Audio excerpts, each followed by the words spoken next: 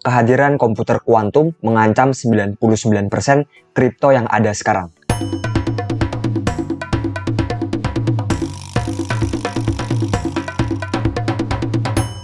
Halo semua, selamat datang di channel Pace Crypto. Hari ini saya akan membahas satu project yang memiliki narasi yang sangat berbeda sekali dengan kebanyakan project lain. Dapat saya sebut bahwa narasi ini sudah maju sekitar 10 tahun mendatang ataupun 5 tahun mendatang. Mari kita membahas narasi kuantum dan juga terutama CanX. Oke, jadi semua ini dimulai dari adanya kuantum komputer, di mana ini merupakan komputer yang sekarang sangat konvensional sekali, sudah banyak orang yang dapat mengakses komputer ini. Tapi kawan-kawan, ada satu hal besar yang akan mengubah seluruh dunia karena adanya kehadiran kuantum komputer, kawan-kawan. Ini merupakan komputer dengan teknologi yang sangat berbeda sekali dengan komputer yang sekarang, dan dia betul-betul jauh lebih kuat dibandingkan dengan komputer yang sekarang. Dan mungkin kalian semua skeptis, apakah ini masih jauh ataupun 10 tahun, 50 tahun mendatang? Jawabannya sekarang sedang di-develop dan juga sudah ada banyak aplikasi dari komputer ini seperti simulasi black hole dan sebagainya. Jadi komputer ini sudah cukup bekerja, tetapi hanya untuk kalangan seperti IBM, mereka yang membuat kuantum komputer. Berikutnya Google juga setahu saya memiliki kuantum komputer. Jadi ini dapat menjadi ancaman besar bagi apa? Bagi ini kawan-kawan. Jadi hampir di seluruh dunia sekarang kita sangat bergantung kepada yang namanya matematika. Lebih tepatnya adalah enskripsi yang ingin saya bahas pada video kali ini. Jadi semua data kita, informasi kita, tanda kutip, diamankan ataupun dirahasiakan oleh yang namanya enkripsi ini. Dan ini adalah sebagian besar matematika, puzzle matematika. Apa saja aplikasi ataupun sistem yang dilindungi oleh enskripsi ini? Jawabannya adalah banyak sekali. Baik itu penyimpanan seperti Google Drive, berikutnya M-Banking seperti BCA misalnya, berikutnya Tokopedia dan juga e-commerce lainnya. Berikutnya jika kalian teleponan di WhatsApp ada tulisan end-to-end encryption, artinya diamankan oleh enskripsi ini. Walaupun memang ada banyak sekali puzzle matematika ini ataupun bentuk enskripsi ini, tapi ada banyak sekali sistem yang dilindungi oleh enkripsi ini. Dan yang paling utama adalah blockchain. Blockchain sekarang sangat amat bergantung pada enkripsi, kawan-kawan. Dalam hal apa?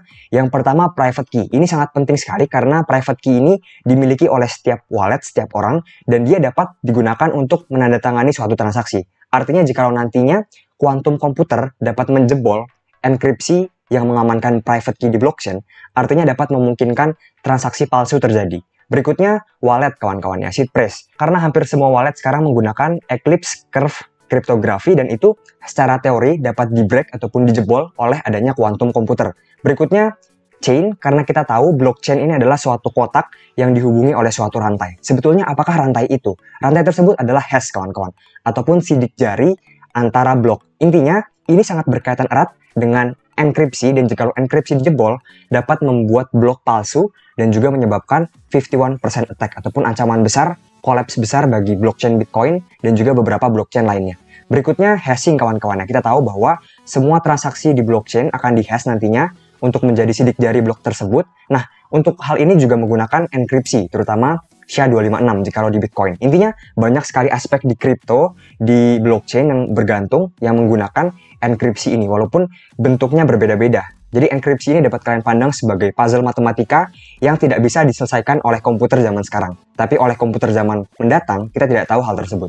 Oke, apa ancaman yang saya tangkap dari adanya hal ini, walaupun masih ada pro dan kontra terkait hal ini. Jadi yang pertama, ada yang namanya private key dan juga public key. Jika kalian ingin mengirim uang, kalian pasti menggunakan public key ini kawan-kawan. Nah, antara private key dan juga public key ini sebetulnya adalah hasil derivasi ataupun hasil dari private key. Berikutnya diacak-acak sedikit oleh puzzle matematika yang bernama elliptic curve. Berikutnya jadilah yang namanya public key kawan-kawan. Jadi sebetulnya public key ini adalah hasil ekstraksi dari private key menggunakan suatu puzzle matematika bernama eclipse curve kawan-kawan. Intinya seperti itu. Nah jika pada komputer yang sekarang terjadi, memang betul komputer ini tidak dapat menyelesaikan puzzle ini, ataupun mereka tidak bisa ibaratnya dari public key mereka backward menuju private key, ataupun mereka track kalkulasikan untuk mendapatkan private key. Tidak possible untuk komputer yang sekarang.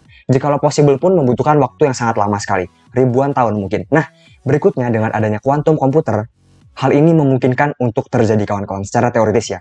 Dan terjadi dengan sangat cepat sekali. Ini sangat berbahaya sekali karena jikalau betul artinya ada kemungkinan transaksi baru yang dapat dibuat secara palsu, berikutnya wallet kita dapat dihack dan sebagainya. Ini adalah suatu ancaman besar, apalagi jika algoritma hashing lainnya juga dapat di-break ataupun dijebol oleh ini kawan-kawan, kuantum komputer ini. Nah, ini merupakan ancaman kawan-kawan bagi saya dan ini possible secara teori. Nah, berikutnya tanda tanya besarnya adalah kapan dan juga seberapa kuat. Tidak ada yang tahu kapan kuantum komputer ini dapat berjalan, tapi seingat saya pada AI, banyak sekali orang yang meramal AI baru akan berjalan sekitar 2025 dan sebagainya. Tapi akhirnya AI berjalan sangat cepat sekali. Sekarang sudah dapat kita nikmati, kita dapat adopsi dan sebagainya.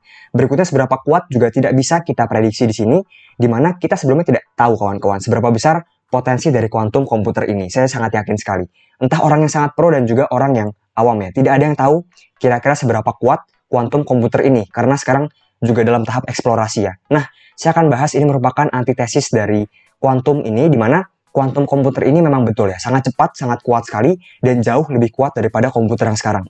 Dan jikalau qubitnya ditambah satu persatu, dia akan menambah kekuatannya secara eksponensial. Artinya, ini untuk menambah kekuatan secara eksponensial lebih mudah dibandingkan dengan komputer yang sekarang. Nah, tapi katanya, dia ini menampilkan suatu hasil matematika ataupun puzzle dalam bentuk superposition. Kita tahu bahwa kuantum komputer menggunakan sesuatu yang bernama superposition. Mungkin ini sedikit teknis sekali, intinya dia dapat berupa dua state yang bersamaan. Ini sangat aneh, tapi memang kenyataannya seperti itu kawan-kawan. Oke, berikutnya karena hasilnya yang berupa superposition ini tidak bisa kita mendapatkan jawaban yang sesungguhnya. Jadi jawaban yang kita dapat berupa state, berbagai macam state, ataupun tidak konkret gitu ya, tidak pasti jawabannya. Nah, inilah adalah cons ataupun salah satu tesis negatif terkait kuantum komputer. Walaupun jikalau nanti sudah ada algoritma yang dapat nge-break dari superposition state ini menuju hasil aslinya, dan sudah ada sepertinya, namanya adalah Fourier transformation dan sebagainya. Intinya jikalau sudah ada interpreternya, itu dapat berbahaya juga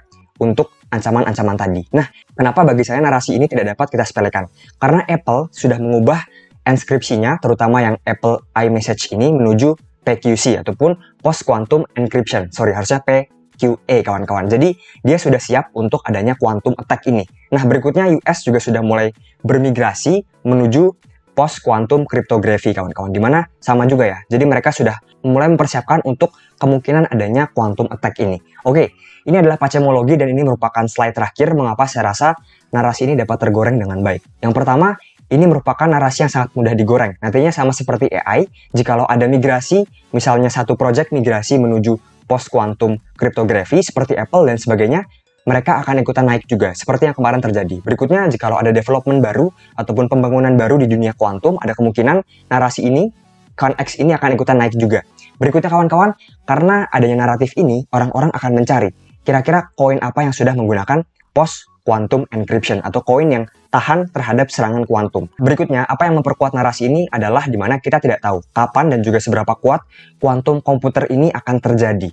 Dan tidak ada yang mengantisipasi narasi ini, saya rasa kawan-kawan. Berikutnya, kita lihat di sini nantinya narasi ini akan menyebabkan hard fork pada semua blockchain. Saya rasa blockchain-blockchain yang dapat diserang oleh kuantum sekarang akan melakukan hard fork ataupun migrasi, ibaratnya upgrade protokol. Nah, tapi tidak secara instan, karena yang namanya hard fork ini membutuhkan voting, berikutnya membutuhkan persetujuan dari para developer dan sebagainya. Nantinya, ketika ada upgrade ini menuju enskripsi kuantum, nantinya ada waktu jeda di sana dan orang-orang akan kembali lagi melihat koin post quantum encryption yang sekarang hanya dimiliki oleh 3 project. Yang pertama ConX, berikutnya Dash, dan juga IOTA. Untuk Dash dan juga IOTA, sebetulnya tidak ada yang mengklaim ini merupakan kriptografi ataupun algoritma yang dapat tahan dari serangan kuantum. Tapi mereka memiliki suatu algoritma, suatu enkripsi yang berbeda memang. Seperti Dash ini kalau nggak salah dia menggabungkan 11 tipe enkripsi dan sebagainya. Nah, berikutnya kawan-kawan, setelah hard fork ini saya yakin sekali semua blockchain akan menuju quantum encryption. Jadi kita tahu bahwa ada quantum komputer, maka kemungkinan besar ada quantum encryption ataupun encryption yang tidak dapat diselesaikan oleh quantum komputer juga. Nah, bagi saya ini merupakan narasi yang menarik kawan-kawan jikalau kalian ingin bersiap-siap terhadap quantum attack ataupun quantum komputer yang semakin cepat berkembang. Sekian dari saya, semoga bermanfaat.